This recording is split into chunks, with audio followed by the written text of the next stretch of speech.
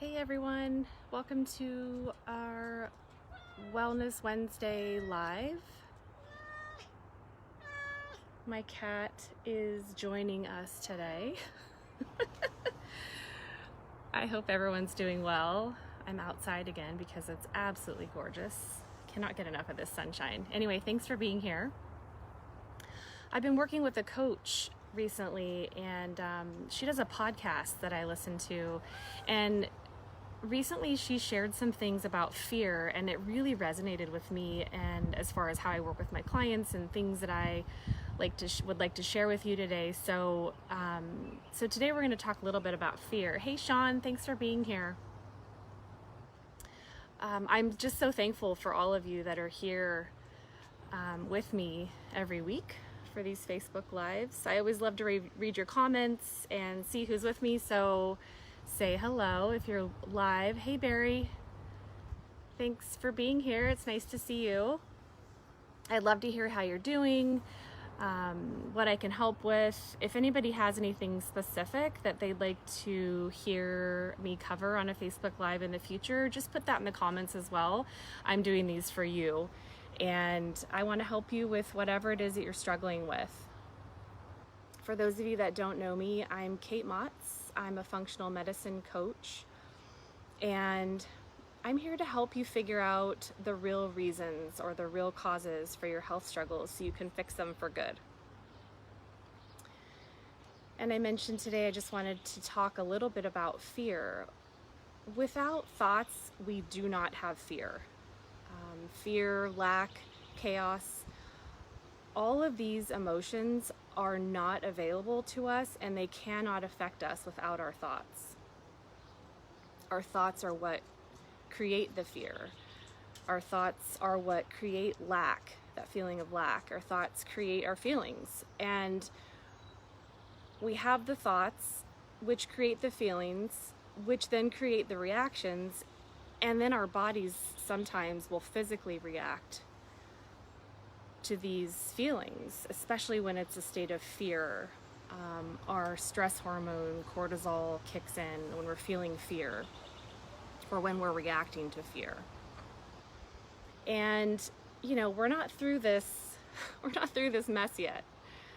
The media is still producing stories that fill our minds with fear. And, they do this on purpose. They do this for the response. They do this because they need more people to watch, and we have this almost like addiction to fear these days. We're really used to hearing things that cause fear.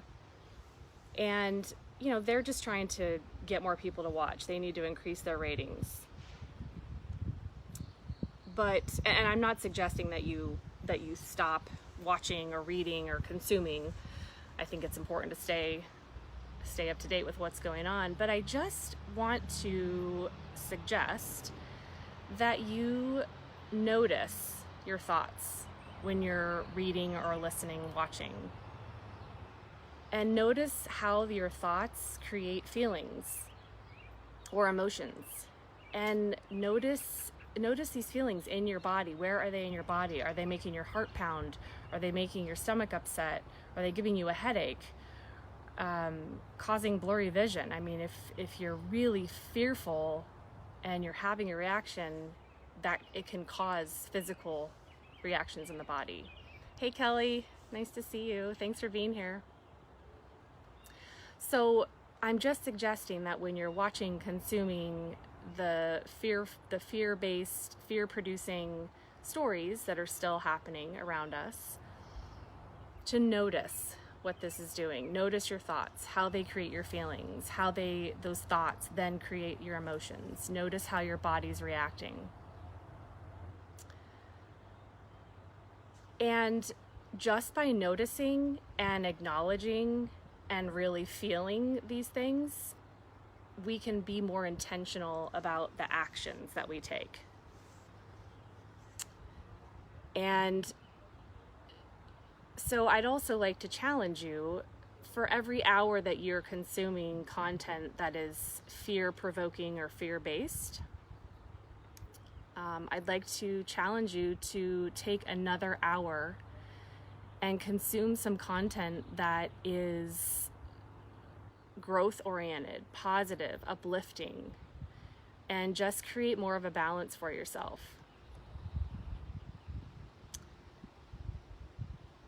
Barry asks, is that similar to mindfulness or no? It is. It's a form of mindfulness-based thinking, thoughts, feelings.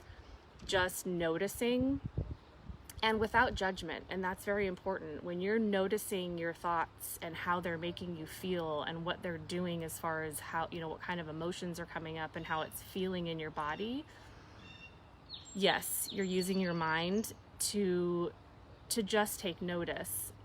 But it's very important to not judge yourself for feeling whatever it is that you're feeling. But what's interesting is when you make the effort to then consume the positive, uplifting comment, to do the same thing and see what differences you feel in your body and your mind. See what kind of physical differences happen when it's positive content versus fear-based. You'll be really surprised at the choices that you make. I always talk about, the stressful, feeling stressed and feeling fearful or feeling anxious, and I, personally immediately want to go for the cookies.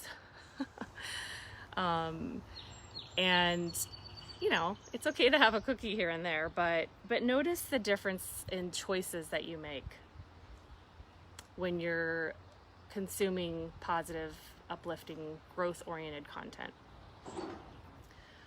What you consume, you create more of. And I think that being really intentional with what you put in your brain and your mind in front of yourself right now is so important. The coronavirus can't make us feel a certain way. Our thoughts create how we feel, and our thoughts drive our actions. So right now, it is time to manage your mind. Right now, it's the time to be very intentional about the content that you're consuming. And so that's really what I wanted to share today. If you're feeling the effects of the quarantine on your body, maybe you've been in a constant state of fear and your body's been pumping the cortisol, your stress hormone, and it's been constant and too much. Maybe it's interrupted your sleep. Maybe you're having a hard time falling asleep or staying asleep. Maybe your midsection's suffering because of the quarantine. I have some great content on my website, and it's positive and uplifting and growth oriented. I've got past Facebook Lives that you can watch. I know there's a lot of other great content out there, but I just want to be a resource. So consume more of the good, consume more of the positive, consume more of the uplifting and growth oriented content. And last week I mentioned that the focus of my Facebook Lives going forward, no offense to the guys, and I have a couple of guys with me live right now, so no offense to you, but more and more people have reached out about their challenges with hormones right now, and they happen to be the ladies. And so step one of the hormone balancing protocol, and this actually could be for men as well, because men have hormones too. But step one of the protocol, if you think that you've potentially developed a hormonal imbalance over the past several or a few months, or maybe you had one before and you just decided not to tackle it until now and now you're ready, step one is to just simply figure out what's going on, which hormones are out of whack, which hormones are out of balance. It usually starts with cortisol, our stress hormone. When cortisol's out of whack, it tends to throw all the others off, and we start to see symptoms. So if you think that you may have developed a hormonal imbalance, or you're just curious, I have a really simple quiz that I'll put the link to the link to it in the comments when I'm finished here. And it's simple. You check the boxes of any symptoms that you're currently facing, and based on what you check, I can tell you which hormones are out of whack. Could be one, could be a combination. And then we can talk about how to address it. So again, I'll post the link to the hormone assessment in the comments, and I am here for you when you're ready to tackle this. And thank you again for being here and for all the great comments. I love to see them. Hey Laura, thanks for being here. I'll see you all next week, Wednesday, 12 o'clock Eastern. Have a great rest of your week. Thanks.